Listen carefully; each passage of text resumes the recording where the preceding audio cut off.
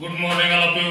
Good morning sir. चला तर आपण मागच्या पिरियडला अपूर्णांकाची बेरीज आणि वजाबाकी पाहिलेला आहे.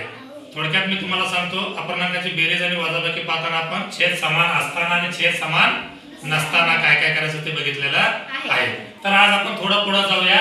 अपूर्णांकाचा गुणाकार आणि भागाकार कशा पद्धतीने करायचं हे संकल्पना आपण समजावून घेऊया. आता इथं बघा तुमच्या समोर एक उदाहरण आहे. 4 अंश छेद 5 गुणिले 3 अंश छेद 7. अगोदर ह्या अपूर्णांकाचं वाचन कसं करायचं आपण गुणाकाराचं ते समजून घेऊया. याचा अर्थ काय आहे? 4 अंश छेद 5 चा 3 अंश छेद 7. मग इथं आपण अगोदर 4 अंश छेद 5 काढून घेऊया.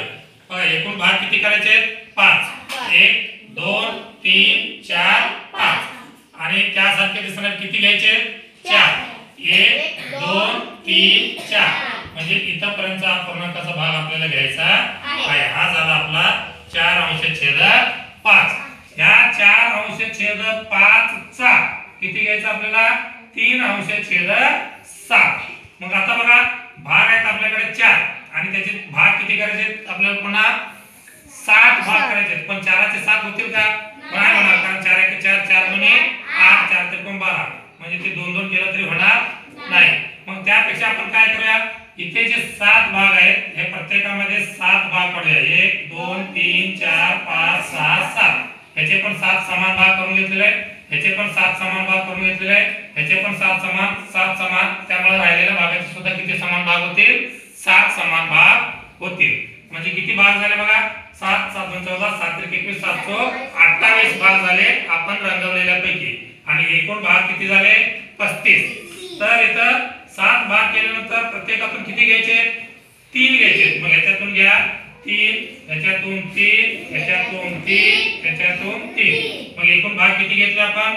3 1 3 3 2 7 3 3 9 312 भाग घेतलेला आहे. आणि एकूण भाग मात्र किती झालेले आहेत? 35 भाग. म्हणून ह्या गुणाकाराचं उत्तर येईल 12 अंश छेद 35. मग त्यापेक्षा आपल्याला काय दिसतंय बघा? 12 कुठून आलाय? 4 त्रिकोण 12 7 5 35. मग आपल्याला जर अपूर्णांकाचा गुणाकार करायचा असेल तर अंशाचा गुणाकार करायचा आणि छेदाचा गुणाकार करायचा आहे. म्हणजे इथं येईल 4 गुणिले 3 5 गुणिले 7 4 त्रिकोण 12 7 5 35. अशा पद्धतीने आपल्याला गुणाकार करता येईल. थोडक्यात काय लक्षात ठेवायचंय? अपूर्णांकाचा जर गुणाकार करायचा असेल तर अंशाचा गुणाकार करायचा आणि छेदाचा गुणाकार करायचा आहे. लक्षात येत आहे? आता दुसरं एक उदाहरण बघा. 2 अंश छेद 3 गुणिले 5 अंश छेद 4. तर आपण काय करूया? पुन्हा आकृती काढत बसायचं नाही. इथं आपल्याला लक्षात आलं आता काय करायचंय? अंशाचा गुणाकार छेदाचा गुणाकार. मग काय होईल? 2 गुणिले 5 आणि 3 गुणिले 4. 2 पंचे 10 4 त्रिकोण 12. आता बघा 10 आणि 12 ला कोणत्या संख्येने भाग जाईल? 2 ने भाग जाईल, कारण दोन्ही काय 2 च्या पाड्या आहेत. मग 2 ने भाग घालवा. 2 पंचे 10 2 सत्तर 12. मग संक्षिप्त रूप दिल्यावर उत्तर आलेलं आहे 5/6. काय अडचण आहे का? नाही. बेरीज आणि वजाबाकीपेक्षा गुणाकार सोपा आहे, कारण इथं छेद बघायची गरज नाही. समान असो नसो फक्त अंशाचा गुणाकार करायचा आणि छेदाचा गुणाकार करायचा. पुढचं एक उदाहरण बघूया. 5/8 गुणिले 7/3. मग याचाच अर्थ काय झाला? 5/8 चा 7/3.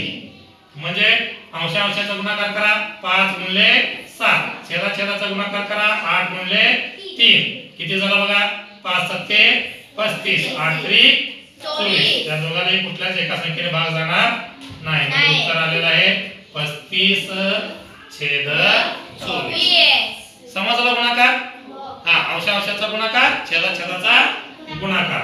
आता थोडंसं आपण पुढे जाऊया, भागाकाराकडे जाऊया. आता भागाकार करताना काय करायचं लक्षात घ्या, सोपं आहे. गुणाकारासारखंच आहे, थोडंसं एक स्टेप आपल्याला जास्त करायचं. तर काय बघा 4/5 भागिले 7/3 आहे. हे करायच्या अगोदर इथलं एक आपण भागाकार करून घेऊया. 6/2 6/2 6 उत्तर किती आलेलं आहे 3 आले.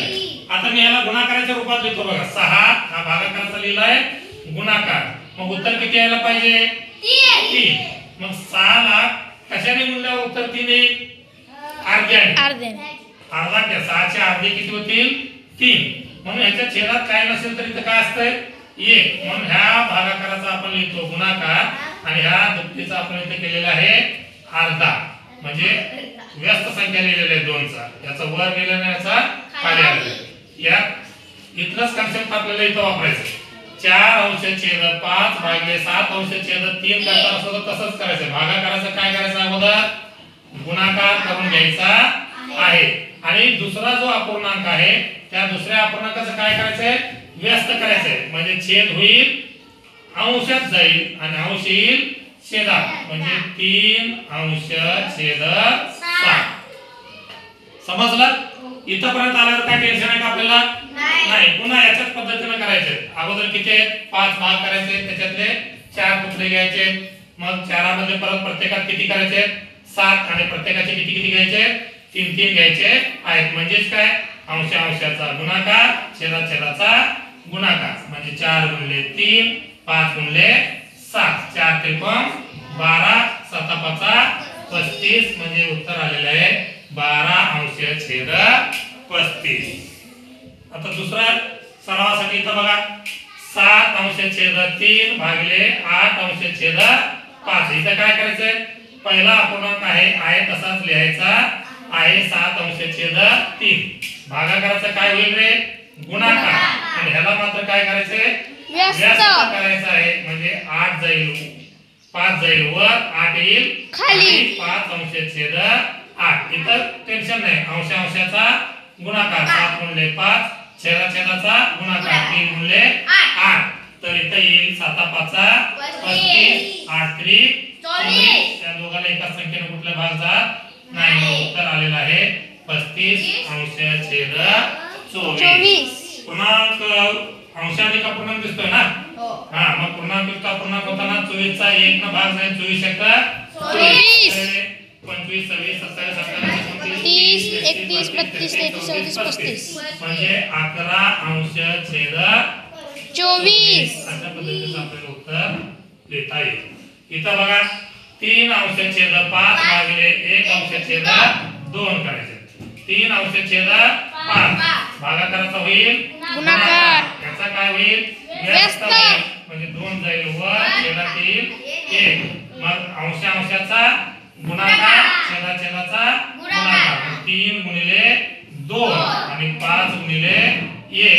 3 दोन्ही 6 5 1 5. इथं पण बघा अंशाधिक अपूर्णांक आलेला आहे. कितीचा भाग असेल 5 1 5. 7 तून 5 गेल्यावर 1/5. अशा पद्धतीचं आपलं उत्तर येईल 1.1/5. थोडक्यात काय अपूर्णांकाचा गुणाकार करायचा असेल तर अंशाचा गुणाकार करायचा छेदाचा गुणाकार करायचा आणि त्याला संक्षिप्त रूप द्यायचा आहे. आणि भागाकार करायचा असेल तर पहिला अपूर्णांक आहे तसाच लिहायचा आणि भागाकाराचा होईल गुणाकार आणि जो दुसरा अपूर्णांक आहे त्याचा काय होईल व्यस्त होईल म्हणजे छेद होईल अंश होईल छेद. समजतंय. मग पुन्हा त्याचा अंशाचा गुणाकार आणि छेदाचा गुणाकार संक्षिप्त रूप देता आला तर द्यायचा आहे आणि अंशाधिक अपूर्णांक आला तर त्याचा पूर्णांक युक्त अपूर्णांक करून घ्यायचा आहे. अशा पद्धतीने आपण अपूर्णांकाचा गुणाकार आणि अपूर्णांकाचा भागाकार कोणत्या पद्धतीने करतात हे दोन्ही तुलनात्मक दृष्ट्या शिकलेले आहोत. तर तुम्ही आता काय करायचंय याच्यावरील उदाहरणाचे सराव करायचा आहे. कारण काय प्रॅक्टिस मेक्स मॅन परफेक्ट. तुम्ही आता वारंवार सराव करा. Okay bye bye. Thank you.